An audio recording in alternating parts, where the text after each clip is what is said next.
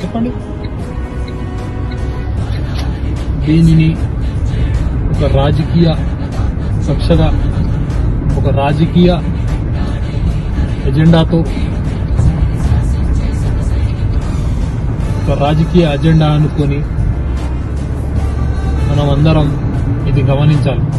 ఇది కేవలం బీజేపీ ఆడుతున్న నాటకం. బీజేపీ వాళ్ళు హిందూ ముస్లింల వాళ్ళ మధ్యలో గొడవ పెట్టడం వీళ్ళ ఎజెండా. హిందూ ముస్లింలు డివైడ్ అండ్ రూల్ చేస్తేనే వీళ్ళు గెలుస్తారు.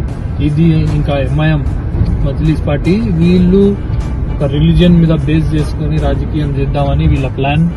అది మన అందరం భారతదేశ పౌరులందరం మనం దీనిని కానీయకుండా చూడాలి. వీళ్ళని త్వరలో మనం 2029లో ఈ గవర్నమెంట్ ని మనం ఎంత తొందర అయితే అంత ఓడిపిస్తేనే మన సమాజం ముందుకెళ్తుంది. ఎందుకంటే మనం 2014 నుంచి ఎప్పుడైనా మనం ఫార్వర్డ్ ఎట్లా పోదామని చూస్తున్నామా, లేకపోతే అరే మనం ప్రీవియస్లీ ఏదైతే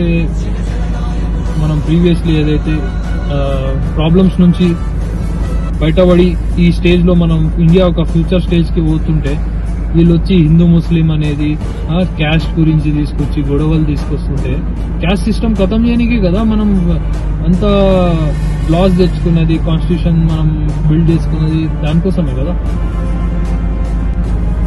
దీనిని మనం ఎంత తొందరగా గమనిస్తే అంత మంచిది.